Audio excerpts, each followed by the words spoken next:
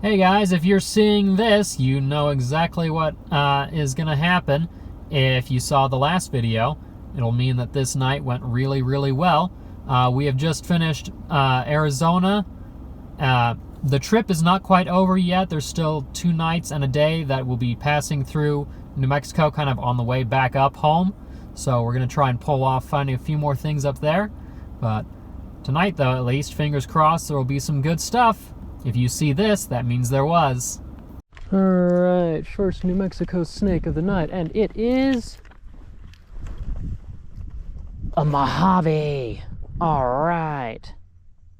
Now, I'm putting these blurry photos in here for a reason, because I really wish I had kept the GoPro running a little bit longer, because I would have been able to demonstrate a behavior of these guys that has resulted in a lot of those infamous "it chased me" stories, wherein as soon as I moved in to try and get a couple of photos with this guy, he turned, saw me, and bluff charged in my direction. So lunged out, moved a couple of feet towards me in the process, and forced me to actually take several steps backward to stay out of strike range.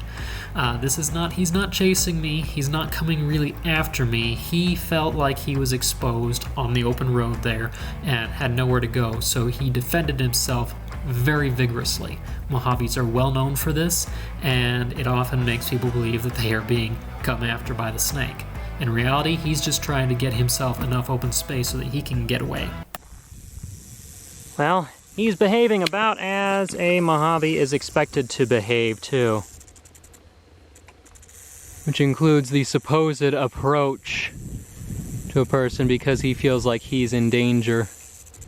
That's the first big Mojave that we've seen too, and this guy's the furthest east that I've ever seen one. Beautiful snake though. Very grumpy. We're not going to bother him too long because, again, these guys have a pretty cantankerous attitude. We'll just make sure he's getting off the road safely. He's reacting to every little movement. A couple of better photos now, since once he was off the road and between a couple of little bushes, he felt like he had a little more ground to stand on and could actually sit and hold his position. It's kind of unfortunate, really, how these guys are so grumpy and also have some of the worst venom of the rattlesnakes in the U.S. It creates a really bad situation for anybody who does happen to get on the wrong end of these guys and doesn't know how to react in that situation. All right, sir. Come on, you were going this way. Ugh. Come on. You were crossing the road going this way. Oh, now you behave? Come on, we're almost there, almost there, almost there. There. No, you go towards the brush. Yeah, there you go. See, it's not that bad when someone just wants to help you cross the road. I know everyone else out here would want to kill you, but we are not like that, okay? Come on. Come on, you. Come on. A little further so that nobody runs you over, okay? Over there. Shoo-shoo. There he goes. We've got another rattler out here of some kind. Let's see, what is he? Oh my god, it's a second Mojave. Wow, okay. That's impressive. Well, so I'm not sure what's going on here tonight, but that's Mojave number 2, only like 5 minutes later. What an amazing little pattern too.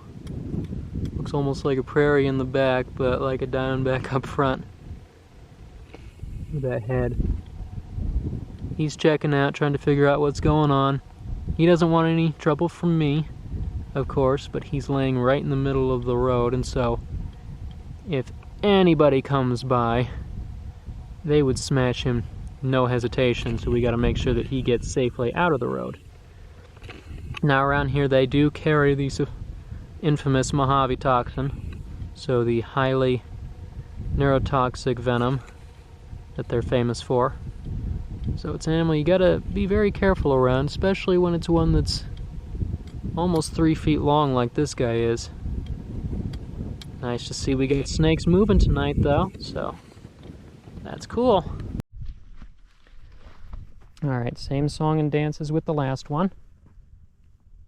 I know you don't want to be messed with, but we want to make sure you get off the road, okay? Oh goodness. You can see they are extremely defensive animals. Come on. Ooh, hissing away. Come on. Come on. No, no, no. Ugh. You were going this way and you're making it very difficult. Oh, geez. You got quite a reach on you know that? Ugh. There we go.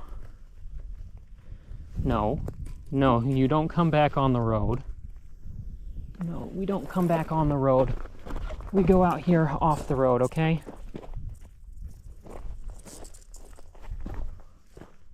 Go off the road. Go on. Oh, far enough. Holy cow. That is one of the biggest gopher snakes I have ever seen. You are huge, my dude. Come here. Come here. You're okay. Wow. Maybe not hefty, but that's a long one. Look at that. Hi. Alright, so after unfortunately clipping a night snake, I admit it, I could not swerve out of the way.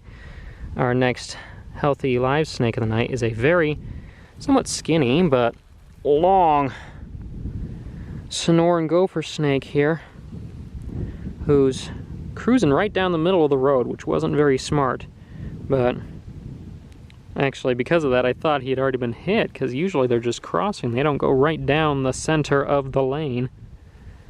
But he's okay, in a hurry to get moving, so we won't keep him around too long. But you can see, that's a good-sized snake. He's 5+ feet long, and a gorgeous kind of sandy tans in color.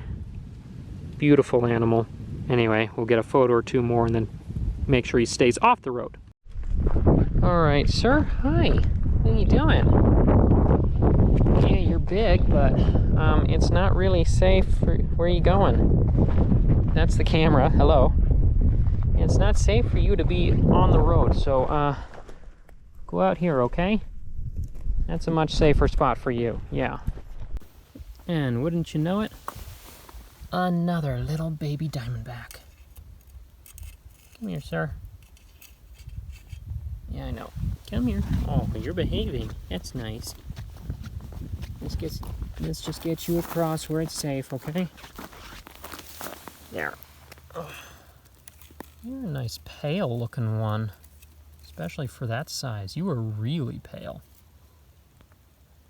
That's cool. Look at that pretty snake. Alright, we'll leave you there, dude. Must be something about the valley where I'm in right now, because every Diamondback that I've seen out here has been really, really pale. Including this little tiny guy. Granted, I've only seen a couple out here because I haven't spent a whole lot of time, but he is a very, very pale snake who should not be running around right in the middle of the road. Ugh, there you go, sir. Run, run. Run, run. Another snakey, and it's a night snakey. Hello, sir. Little Hypsiglena jani. Out in a place where I don't think anybody else is going to be. Thank goodness. Now, once again, every day there seems to be something that has to go wrong with my main camera, and unfortunately tonight it was a doozy. Trying to film this guy and several things following, it decided not to actually record that material because it thought that the SD card was full, even though it still had like 150 gigabytes of space. This little snake, though, was rather unusual because when I found him, he looked kind of weird. The back half of him was like twisted and contorted in odd ways, and I thought he'd been hit. He was alive, luckily, and he'd been growing for a little while, so my guess is that the odd kinks and bumps in his back third or so were some sort of in the egg deformity that happened. So maybe he just didn't develop right, but somehow is still surviving okay despite that. Diamondback. And he's going the wrong direction because he was going the other way across the road. Hold on, sir. Can I get you to pause for just a second? Oh, I guess maybe not. Oh well. We'll get you across the road, though, if you won't cooperate. And I am particularly unhappy here that I did not get any more than that GoPro clip of this particular snake. I tried to take a little screen clip out of that to show you guys, but this really doesn't show. This was the weirdest looking diamondback I have ever seen. Most of him was this really, really pale slaty color, like the diamonds on his back completely faded out on either side, and right before the bands on his tail, he had like this sulfur yellow shade that came in on his tail. So the most interesting colors I have yet seen on a diamondback, and I failed to capture it. So notice to me, make sure I always take a secondary video with the phone if this happens. Missed. What are you? Oh, it's a little baby glossy snake. Awesome. The tiniest little baby glossy snake you ever did see. This is newly hatched. He's probably not even a foot long. He is so small.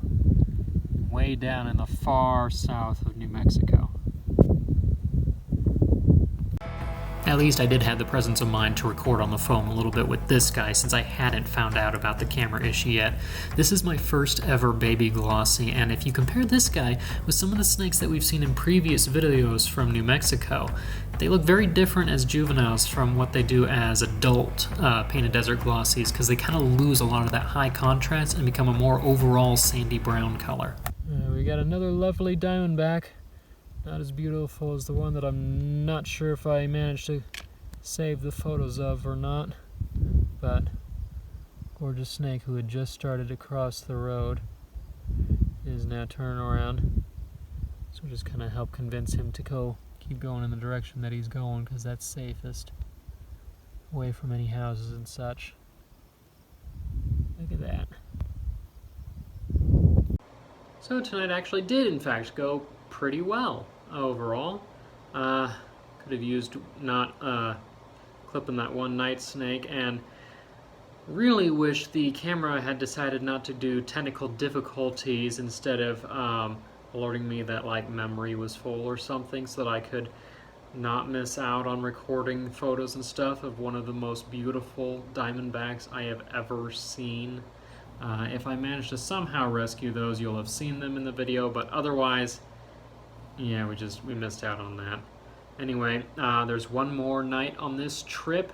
We're going to be visiting tomorrow the Black Range again along the Mogollon Rim here in New Mexico, and trying one more time for an Arizona Mountain King before cruising into the Central Valley for maybe one more shot at some of the things that come up from the south into New Mexico here. But until then, as always, if you enjoy watching educational videos, wildlife adventures like this, and you'd like to help support, because these trips do cost quite a bit, as well as the time it takes to edit these, all of the support that I need just surviving back home, consider joining as a patron at patreon.com/hcarlton. You can do one-time donations also at Coffee, or you can buy plants at the website, carltoncarnivores.com. All the links for that will be in the description below. Remember, Patreon members do get exclusive benefits back, including access to the seed contest, early access to videos, and more. If you can't support financially in any way, you can always simply support the channel here by liking the videos, subscribing to the channel, sharing the videos, leaving comments, because attention really does help support the channel. And if you'd like to find more information, you can visit the website and find the blog and database there. You can also find me at Instagram, Facebook, or TikTok at Carlton Carnivores. But until next time, I'm Hawken Carlton, and this is Carlton Carnivores.